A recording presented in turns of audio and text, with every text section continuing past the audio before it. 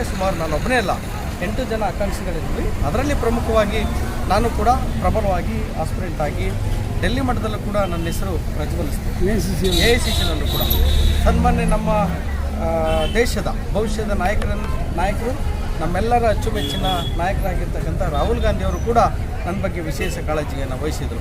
ಅದರ ಜೊತೆಗೆ ಮಲ್ಲಿಕಾರ್ಜುನ ಖರ್ಗೆ ಸಾಹೇಬರು ಕೂಡ ಹೊಸ ಮುಖಕ್ಕೆ ಅವಕಾಶ ಕೊಡಬೇಕು ಅನ್ನೋದೊಂದು ಇದ್ದಿದ್ದರೆ ನಮಗೆ ಏನೋ ಒಂದು ಒಳ್ಳೆಯ ಫಲಿತಾಂಶ ಇತ್ತು. ಆದರೆ ನಮ್ಮ ಹೈಕಮಾಂಡ್ ಮತ್ತೆ ಅವ್ರು ಚಿಂತನೆ ಮಾಡ್ತಾರಲ್ಲ, ಅವರ ಹೈಕಮಾಂಡ್ ನಿರ್ಧಾರಕ್ಕೆ ತಲೆಬಾಗಿ ನಾನು ನಮ್ಮ ಸುನೀಲ್ ಬೋಸ್ ಅಭ್ಯರ್ಥಿಯಾಗಿ ಆಯ್ಕೆಯಾಗಿರ್ತಕ್ಕಂಥ ಸುನೀಲ್ ಬೋಸ್ ಅವ್ರನ್ನ ನಮ್ಮ ಕಾಂಗ್ರೆಸ್ಸಿನ ಹಿತದೃಷ್ಟಿಯಿಂದ, ಈ ದೇಶದ ಹಿತದೃಷ್ಟಿಯಿಂದ, ನಮ್ಮ ನಾಯಕರು ಈ ದೇಶದ ಪ್ರಮುಖ ಚುಕ್ಕಾಣಿಯಲ್ಲಿ ಇಡಬೇಕು ಅನ್ನೋ ಒಂದು ದೃಷ್ಟಿಯಿಂದ, ಆಮೇಲೆ ನಮ್ಮ ಗ್ಯಾರಂಟಿಗಳು ಜನರಿಗೆ ತಲುಪೋ ಗ್ಯಾರಂಟಿಗಳು ಸಫಲ ಆಗಿರೋದ್ರಿಂದ ನಮ್ಮ ಅಭ್ಯರ್ಥಿ ಗೆಲ್ಲಬೇಕು. ಸುಳ್ಳನ್ನು ನಂಬ್ಕೋಬೇಡಿ. 2,000 ಉದ್ಯೋಗ ಕೊಡ್ತೀನಿ ಅಂದರೂ ವರ್ಷಕ್ಕೆ ಕೊಡಲಿಲ್ಲ. ಪಕೋಡ ಮಾರಿ ಅಂತ ಹೇಳಿದ್ರು ಸರ್. ಯಾವುದೇ ಡೆವಲಪ್ಮೆಂಟ್ಸ್ ಇಲ್ಲ. ದೇಶನ ಮಾರಿದ್ದಾರೆ, ಹೈಟೆಕ್ಕಾಗಿ ಮಾರಿದ್ದಾರೆ, ಯಾರಿಗೂ ಗೊತ್ತಿಲ್ಲದಾಗ ಮಾರಿದ್ದಾರೆ. ಅಂಥ ಒಂದು ಈ ಮುಂದೆ ನಮ್ಮ ಯೋಜನೆ ಅದಕ್ಕೆ ಆಶಾಭಾವನೆಗಳೇ ಇಲ್ಲ. ನಮ್ಮ ಬದುಕು ಹಿಂಗಿರಬೇಕು ಅನ್ನೋ ಒಂದು ಮುನ್ಸೂಚನೆಯೇ ಇಲ್ಲ. ಆದ್ದರಿಂದ ಯುವಕರಿಗೆ ನಾನೊಂದು ಹೇಳ್ತೀನಿ, ಭ್ರಮೆಗೊಳಗಾಗಬೇಡಿ.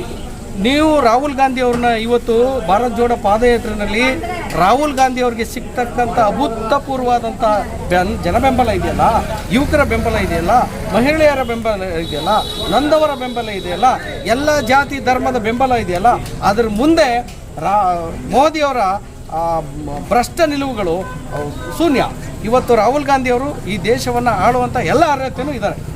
ಎಲ್ಲ ಅರ್ಹತೆ ಈ ದೇಶವನ್ನು ಕಟ್ಟಿ ಬೆಳೆಸಿ ಆಳದಂಥ ಒಬ್ಬ ಈ ದೇಶದ ಮಗ ಇವತ್ತು ರೋಡಲ್ಲಿ ಇವತ್ತು ನಮ್ಮ ಪಕ್ಷಕ್ಕೋಸ್ಕರ ತಮ್ಮ ಬೆವರು ಸುರಿಸ್ತಾ ಇದ್ದಾರೆ, ರಕ್ತ ಸುರಿಸ್ತಾ ಇದ್ದಾರೆ. ಅಂಥ ಮನುಷ್ಯನಿಗೆ ಇವತ್ತು ಈ ದೇಶದ ಜನ ಓಟ್ ಕೊಡಬೇಕು, ಯುವಕರಿಗೆ ಅವಕಾಶ ಮಾಡಿಕೊಡ್ಬೇಕು. ಈ ದೇಶದ ಮುಂಚೂಣಿಯಲ್ಲಿ ನಮ್ಮ ರಾಹುಲ್ ಗಾಂಧಿ ಅವರು ಇರಬೇಕು ಅನ್ನೋದು.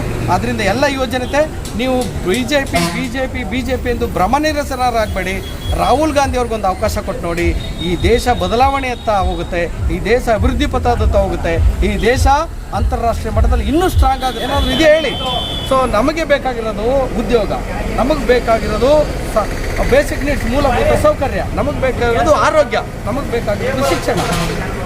ನೆಮ್ಮದಿಯಿಂದ ಬದುಕಬೇಕಾದಂಥ ಎಲ್ಲ ಸಾಮರಸ್ಯದಿಂದ, ಎಲ್ಲ ಜಾತಿ ಧರ್ಮಗಳು ಸಾಮರಸ್ಯದಿಂದ ಜೀವನ ಮಾಡುವಂಥ ಮುಕ್ತ ವಾತಾವರಣ ಭಾರತ ದೇಶದಲ್ಲಿ ಆಗಬೇಕು.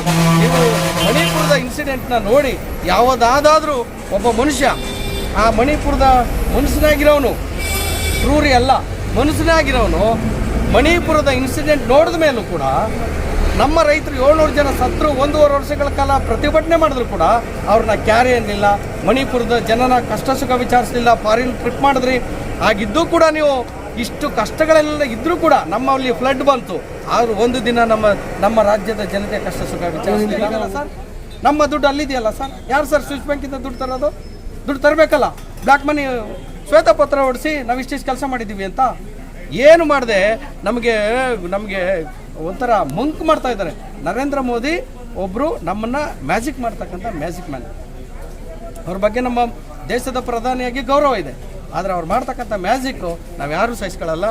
ಯುವಕರ ಪ್ರತಿನಿಧಿಯಾಗಿ ನಾನು ಯುವಕರಿಗೆ ಒಂದು ಹೇಳ್ತಾ ಇದ್ದೀನಿ, ನೀವು ಯಾರು ಕೂಡ BJPಗೆ ಮತ ಹಾಕ್ಬೇಡಿ.